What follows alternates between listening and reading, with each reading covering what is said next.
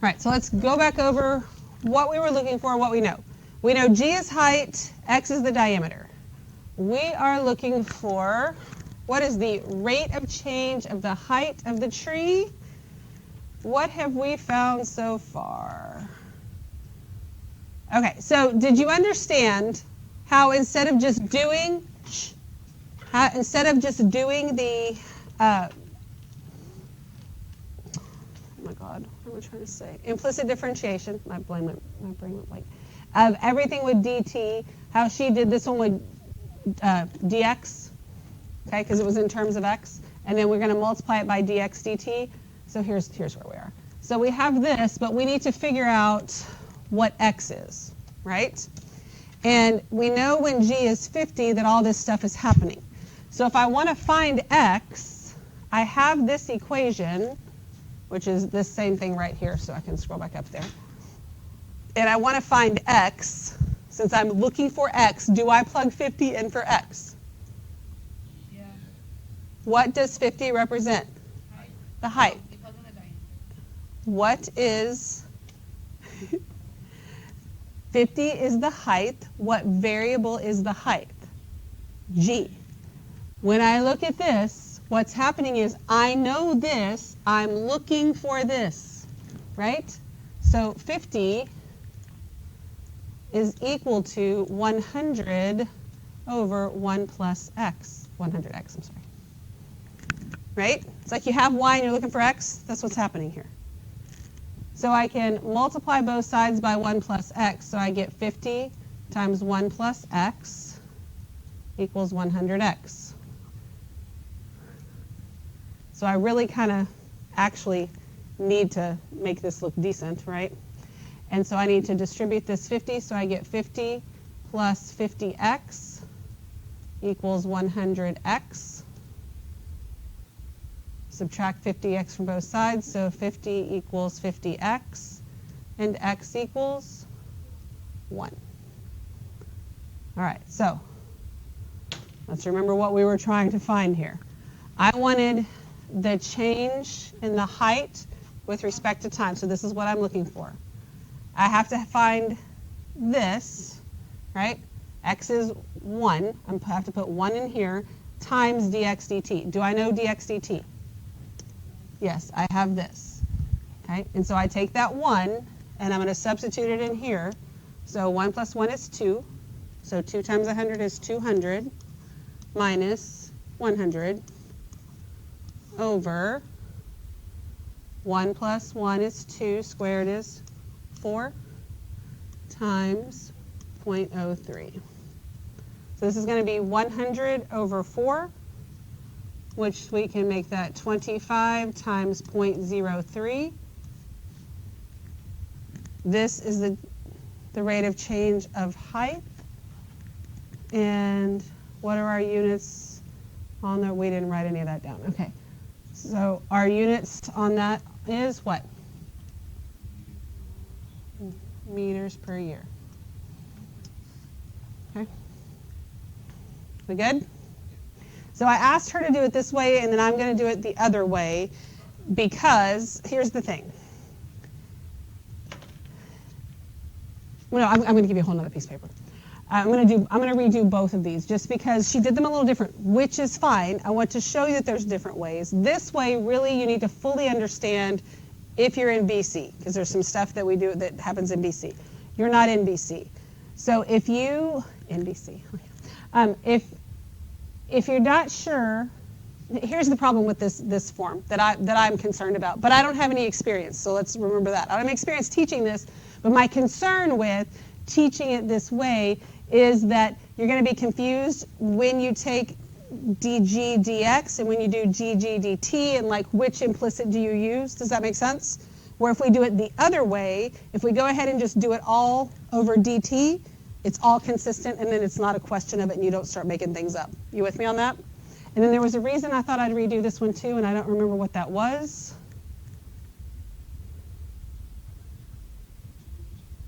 No, she did this one. I don't know that I need to redo this one. I don't know why I was thinking I'd read.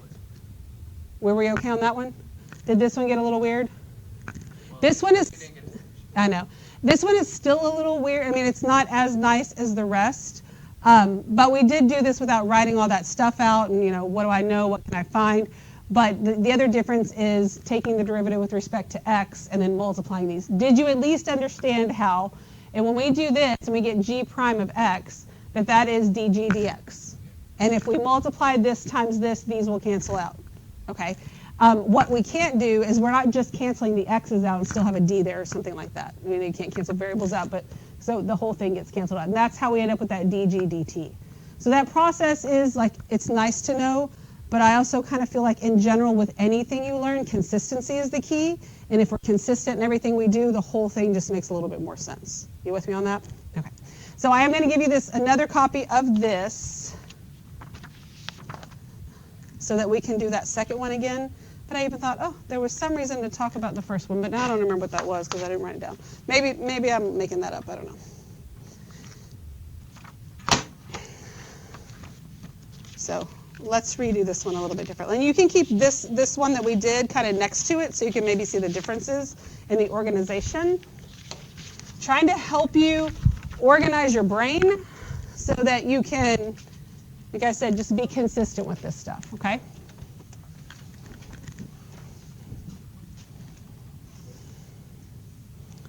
So we're here. Exact same question. Does everybody have one? Okay. So let's do this like we were doing the other ones. The height of the tree in meters, okay? Tree height in meters can also be modeled by the function g given by this, where x is the diameter of the base of the tree. So x is the diameter of the base of the tree. In meters, when the tree is 50 meters tall, the diameter of the base of the tree is increasing at a rate of 0.03 meters per year. According to this model, what is the rate of change? Rate of change of the height of the tree with respect to time in meters per year at the time when the tree is 50 meters tall. Okay, so we are looking for the rate of change of the height of the tree. What represents the height? G, okay? So we could do g of x, but I think, again, with this, taking it kind of out of the function notation makes it make a little bit more sense. So we can just say, all right, that means we're looking for dg dt. Okay? dg dt, we don't know what that is, okay? And we put the units on it so we don't have to go back and think about units. The units, the g would be meters, t would be years. And then we now want to know, do we know g? Oh, I'll put a question mark. It's 50. Because it's when is it 50 meters tall? Now that doesn't mean it's always 50. That means it's 50 for this question that we're doing, right? 50 meters. Okay, so let's figure out what else we know. So x is the diameter. So we can leave x as x. I don't want to change that to d because I think that would be a little too confusing. X is the diameter, and we have dx dt, right? What is dx dt? 0.03, and that is meters per year again, right? Do we know x for this situation? We don't, but we do know it would be in meters, okay? So that's really all we have. We have the height and we have the diameter. That's it. So I'm looking for dg dt, right? So I know I have to take the derivative. So I'm going to take the derivative so that I know what else I need. So my function here, I'm going to say g of x is equal to 100x over 1 plus x, and I'm going to take the derivative with respect to time. Okay? So instead of doing what she did and doing it with respect to x and with respect to time, we're just going to knock it all out with time, so we just have one thing. The reason that this one, I mean, there's reasons why both of them might be a little bit more complicated. What rule are we going to have to use when we take the derivative here? The quotient rule, okay? So dg dt is equal to the derivative of the top, which would be 100 dx dt. You cannot forget that, okay? The derivative of the top times the bottom, 1 plus x, minus the top, which is 100x, times the derivative of the bottom, which would just be dx dt, all over 1 plus x squared. Okay? So I am looking for dg dt. In order to find that, I have to know dx dt. Do I know that? Yes. I also have to know x. Do I know that? No. Okay? So I'm going to go, all right, how do I find x? All I know that would help me in this is I do have g. It's 50. And because I labeled it like that, I'm less likely to substitute it in for x because it really kind of doesn't make any sense, right? Because I know that I'm looking for x. I'm going to put it right here. And I know we literally just did this, but the work needs to be on this one too. So I take 50. I set that equal to 100x over 1 plus x. So I get 50.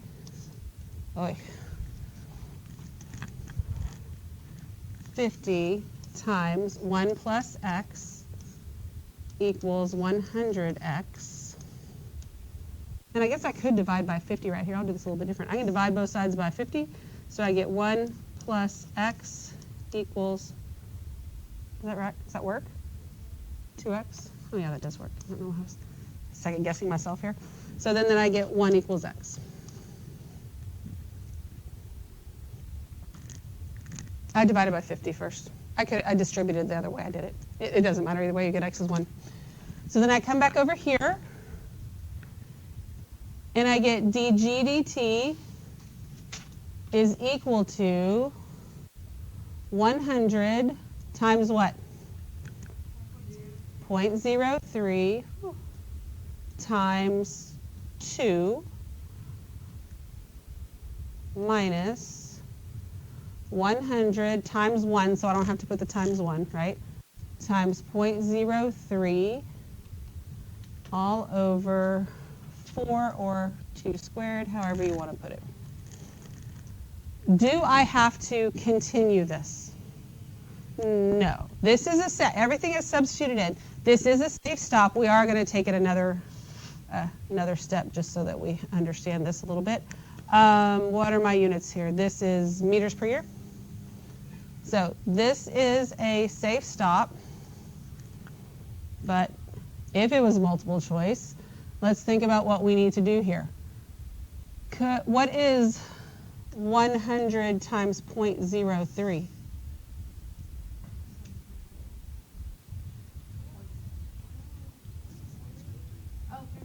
It's 3. Isn't this 3%? What's 3% of 100? Yeah, you just move the decimal over twice, you get 1, and you multiply it by 3, you literally get 3. Yeah, so it's 6 minus 3 over 4, which gives me 3/4 of a meter per year. But do you see why maybe if you could safe stop, you want to, so you don't do something absolutely ridiculous with decimals?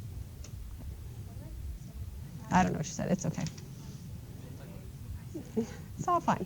Now, look at this one compared to the other way we did it. Okay? I mean, and it's a matter of opinion. This one's better. Okay. This one, to me, then the reason I think you feel that way is because you don't have as much of an in-depth understanding of calculus as Ms. Bruce does. You know what I mean? And there are definite reasons to do it the other way. And even when we were talking about it yesterday, and I was asked, because we had done this at Focus, I'd already seen her do it that way. And I told her, I said, okay, so I was trying to take that mindset, and I worked all the other problems, and I was trying to make sure I was trying to do it that way and not this way, so I could see, okay, maybe it's better. And I said, and then I got myself stuck on some, I didn't see how, and she goes, well, it doesn't work on all of them.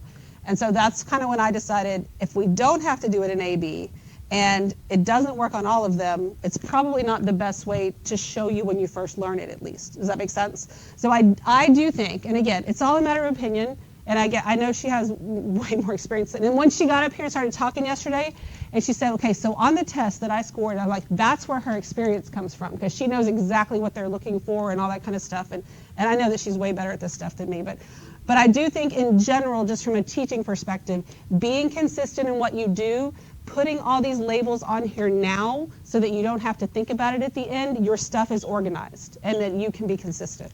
Okay? Are we good with that? Okay, perfect. Okay, were there any questions on that? That's one above it. I don't know why in my brain I felt like I needed to talk about it again, but maybe not. Okay. After I looked at it again, I thought, I don't think so, but there was, whatever. Maybe it's just because I did both of these. What is this? Okay, so let's look at the next one.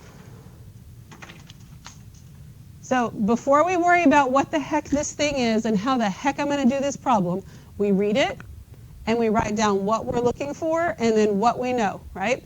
So the inside of a funnel, so we have a funnel. The height is 10 inches, circular cross sections. So is this a cone?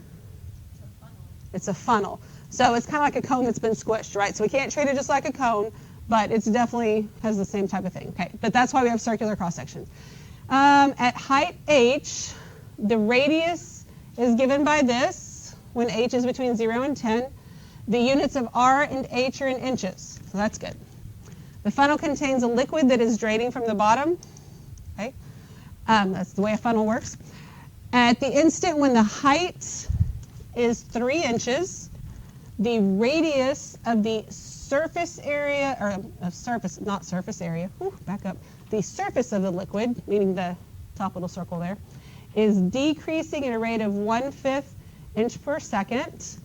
At this instant, what is the rate of change of the height of the liquid with respect to time? So what are we actually looking for? The rate of change of the height. Say that in calculus terms. dH dt. Okay, so dH dt is what I'm looking for. That's my question mark. I know, he's finally, that's because I got onto them yesterday after school. You already have it on there? Oh, he's copying Lorenzo's because, oh no, you're not. Okay. Yesterday after school I told them they had to start talking, but not to each other, to me. dH dt, the height is in inches, time is in what? Seconds, okay. All right, so do I know the height and what I'm talking about right now? 3 inches, okay.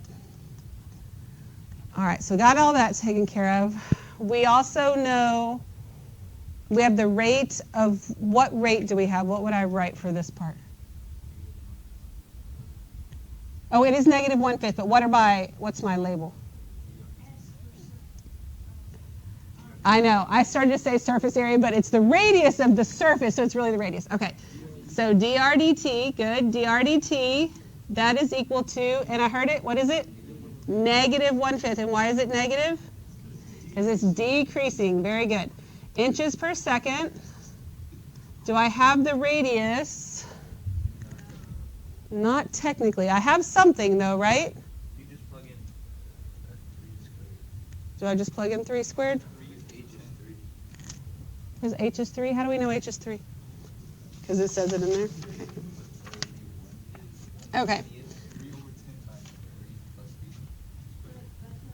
Inches over seconds. Okay. Plus just 10. Hang on. The height and the radius are both changing, right? The radius is not a constant number. Is the height constant? No, because we're looking for that rate. So just because I have 3, that doesn't mean the height is always 3, right? But the radius is dependent on the height. So I can find that. I can say the radius, and I want to know what I want is the radius when the height is 3. So that is 1/20th times 3 plus 3 squared. That's what you said, yeah. So that's 9 plus 3 is 12. So I get 12 over 20. I would like to reduce this because I'm going to substitute it in. So that gives me what? 6 over 10 and 3 over 5? Yeah. So I get 3/5. So this gives me 3/5 of an inch. Okay?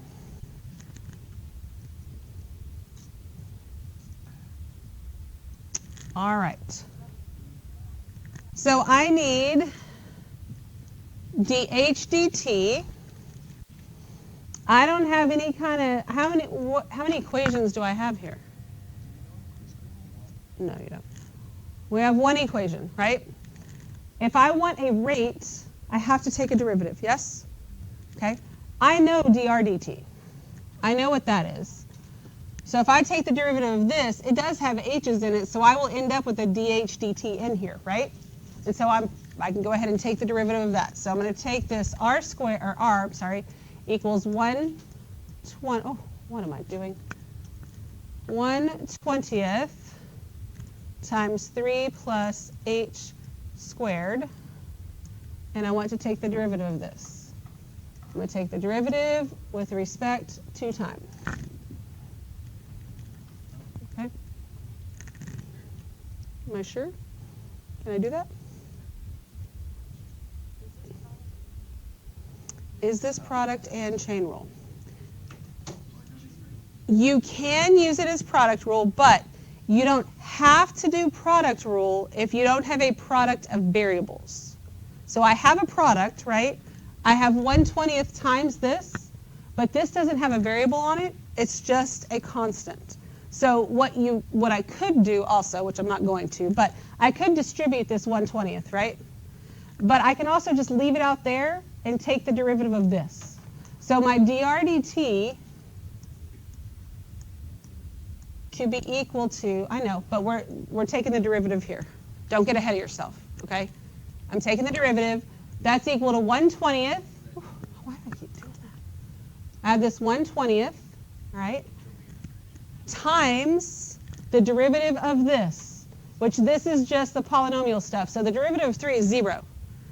It's 2h, 1/20 times 2h dh dt. Exactly. Everybody okay with where everything came from? Okay. Now that after we take the derivative, that's when we get to substitute in stuff that we know, right? So, oh, I know what it was. I am going to go back and do that other one. Now it dawned on me. DRD, no, I'll remember now. I'm good. Once I start working it, I would have remembered. But all right, so dr dt, I've got that. It's -1/5 equals, now 2 times 1/20, isn't that just 1/10? So I'm going to just do 1/10 times 3 dh dt. Right? Why is it 3? Why is it 3? Oh, because I already took care of the 2. I'm sorry. I probably made that more confusing. Okay. Yeah, I did the 2 times 1/20. That's where the 1/10 came from, and then h is just 3. So really, this is 3/10. Okay. I want dh dt. It's 3/10. So I mean, let's just think of it as here. I'll put 3/10 over here. Everybody understand what I did? So I didn't have to rewrite it. It's being lazy. What do I do to get dh dt by itself?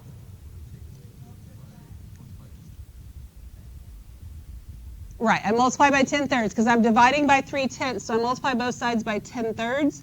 So 10/3 times a -1/5 is equal to dh dt. -2/3. Very good. Look what happens when you participate.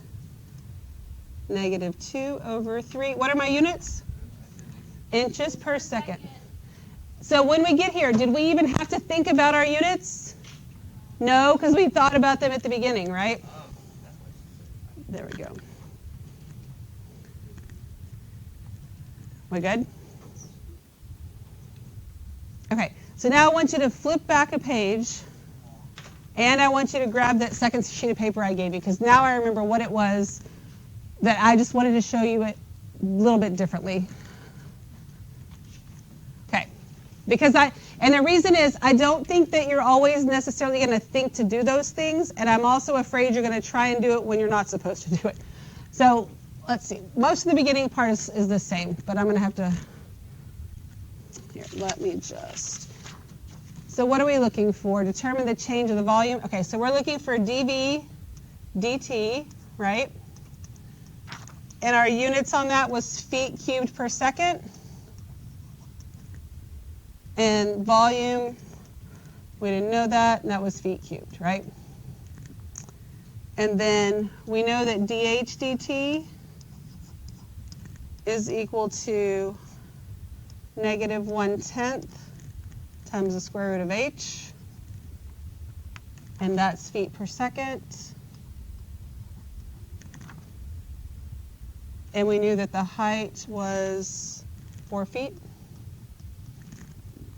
And then dr dt equals, so we weren't sure about that at first, right? And then it was feet per second. And then r is equal to 1 foot. Okay. But then we decided that, okay, so I just kind of flew through that because we went through all that yesterday and I didn't have it written down. But it said, because of this is a container, right? Oh my God, that's my stomach. This is a container, which, yeah, the funnel was a container also, but as the water goes out of it, the radius changes, right? As the water drains out of this, the radius does not change.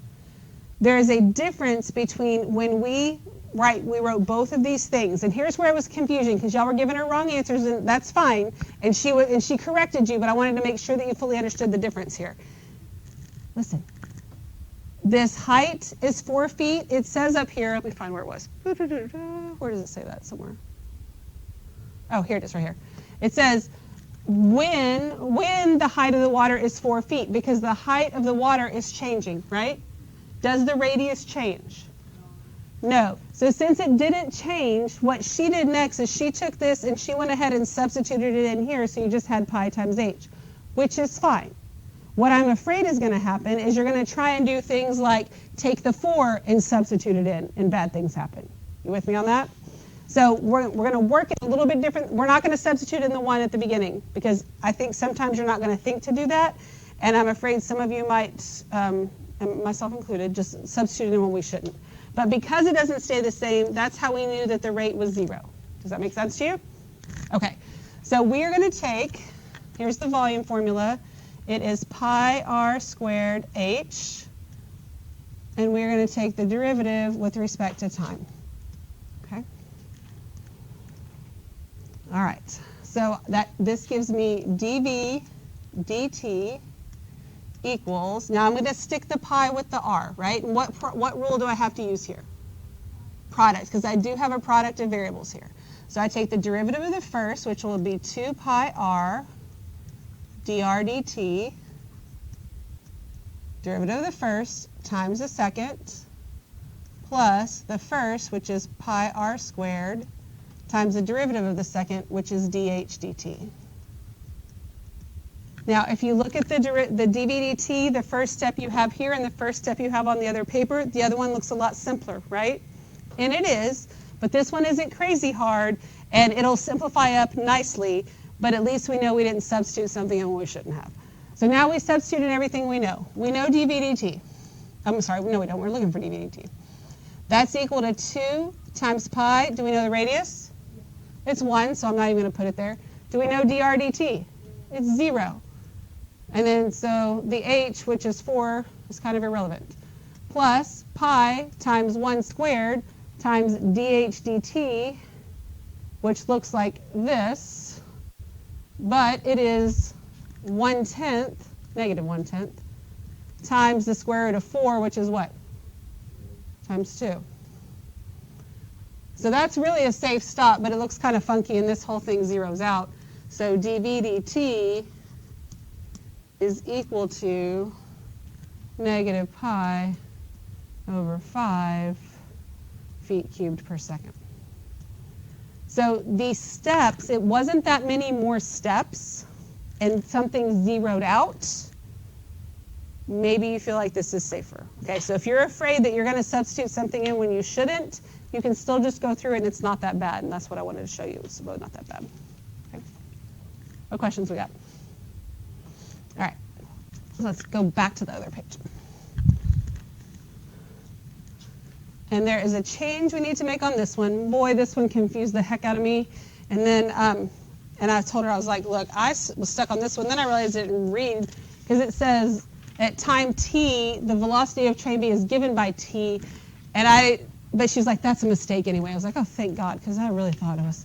So the velocity of the train, we're going to fix this. The velocity of the train, of train B, is v sub v of t equals, oh, shoots and letters. Well, I hope that this is an equals and not a minus. 5t squared wait, oh, it's probably, it has to be positive. Okay, plus 60t, I can't even read my own handwriting. 60t plus 25. That's what your velocity should be. Okay, that makes a whole lot more sense. It was said, literally just said t, which makes no sense. And you know what? We're gonna come back to this one on Monday because after I fixed that, I didn't go back and rework it, and I'm afraid to stumble through that with you. Okay, you know what I mean? Like I want to work it first. I have worked it with all the wrong information. I understand the problem, but I want to have something to look back at in case I second guess myself. So let's look at this. I want you to work in the next few minutes, work through these questions with each other. And then I'm going to give you some other stuff as well, okay? So see if you can get these 3 questions. Actually, just do the first question, and then we'll talk about it. We'll do it that way. While you're doing that, I'm going to put some other stuff on your table.